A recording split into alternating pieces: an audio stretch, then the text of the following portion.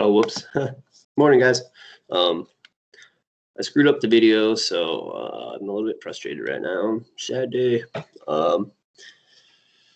So basically, I think that we're just gonna get right started right away. So make sure you watch the Loons tonight. Minnesota United's on at 8. Big deal. Semifinals. Anyways, let's get to the Greek stuff so we can get this thing moving. Okay.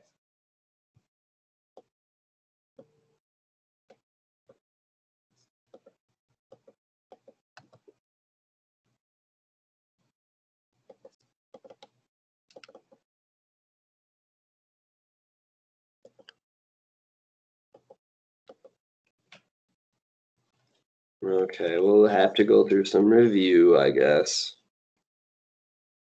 There's so many buttons to press. So, why do we study ancient Greece, classical Greece? Because Greek and Roman influences are the foundations of Western civilization. These cultures, Greece and Rome, but mostly Greece was what we're talking about now, have had a massive influence on our society. As you can tell, we got little Hercules here, or that's actually Zeus, the god of the Greeks, the god of the gods of the Greeks. We talked about how geography shaped Greek life because of the chain of islands and the rugged mountainous terrain of Greece. It was very difficult for Greek cities to communicate effectively and trade with each other. So they developed pretty independently, and it was very difficult to unite the Greeks under any single government because of this, because they were also geographically isolated from one another. And as a side effect of this, the Greeks became seafaring people because traveling by traveling by ocean was way faster than traveling over mountains and easier. So we talked about this, the Parthenon, this beautiful city with all the, it's in the city of Athens, this beautiful structure with all these wonderful little pillars. Very cool building. It's one of the ancient wonders of the world. There's Greece. There's another picture of the Mediterranean. Woo, the backwards animation. This is Greece from, you're viewing it from the east. So that way, that side's the west side.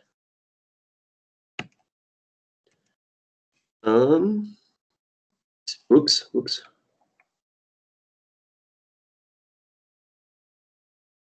All right. So Greek city-states took many forms. As a result of the geography, many different Greek states developed, and they all had their own unique governing systems. Some of them were monarchies, which is a dictatorship in which one royal person rules and passes the leadership on to a blood relative, either like a child or a cousin or a brother or something.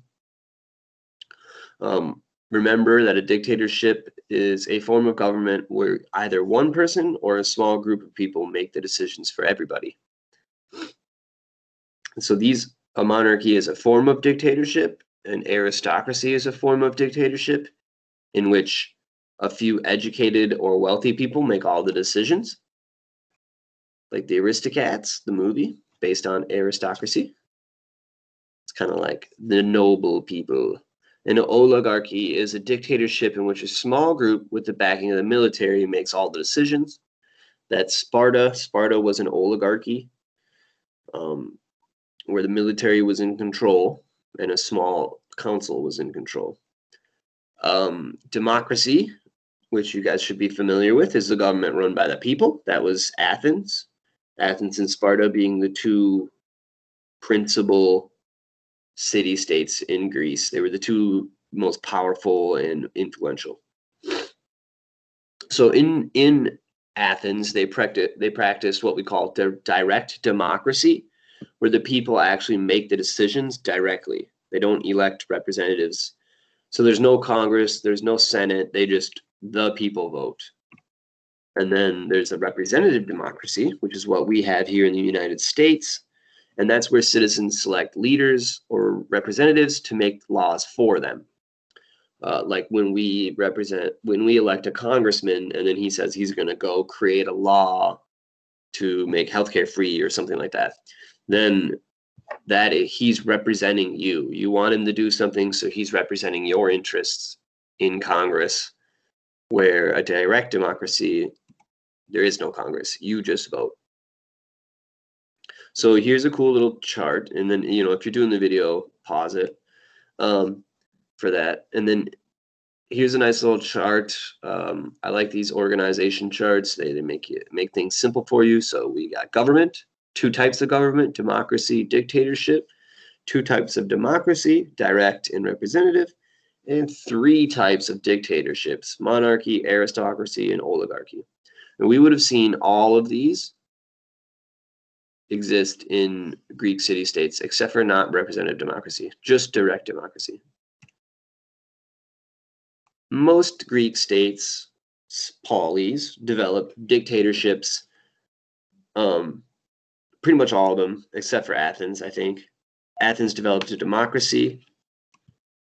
I've never heard of any other city-states that practice democracy, so if one of you can find one, you'll prove me wrong. So the golden age of Athens, we're going to get through this bit and then we'll call it a day. So the golden age of Athens developed a direct democracy, a form of where government, where citizens rule directly, not their representatives. We just covered that. So basically, during the golden age of Athens is when Athens discovered democracy or started practicing democracy. However, only free adult male property owners were considered citizens. So it was actually a small fraction of their percentage that were able to vote, maybe like 1 out of 10 people. Slaves, foreigners, and women had very few rights. Women were viewed as inferior. They weren't allowed outside their houses usually. They couldn't go to the market to go shopping or anything like that. They were kind of treated like slaves in a lot of ways. And that wasn't just Athens. That's all over Greece, except for in Sparta. In Sparta, women had a lot more equality. So citizen leaders were chosen by a random lot. They would basically draw straws, and the 500 shortest straws would be chose for the council. They would have the legislative branch, which would have been all the citizens, and then the executive would have been their military. So they had very glorious art and architecture and drama and history during this time. This is when we have the birth of the Parthenon, the creation of this beautiful structure right here. Athens creates a massive navy at the time. They start conquering other city-states and subjugating them and becoming quite powerful. Because of all this power and wealth in Athens, they attract a lot of important people, and they get really important philosophers and oh my gosh, why am I not thinking of that word? And playwrights, people who could write plays. Let's see how far we're going. Last time I started making this video, I got like half an hour in before I realized. I was like, oh my god.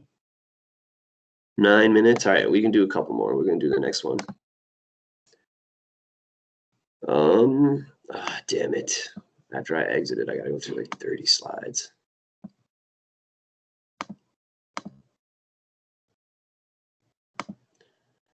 Actually, I think this is a good spot to stop. We'll call it a day here. It's only 10 minutes. Keep it easy on you guys.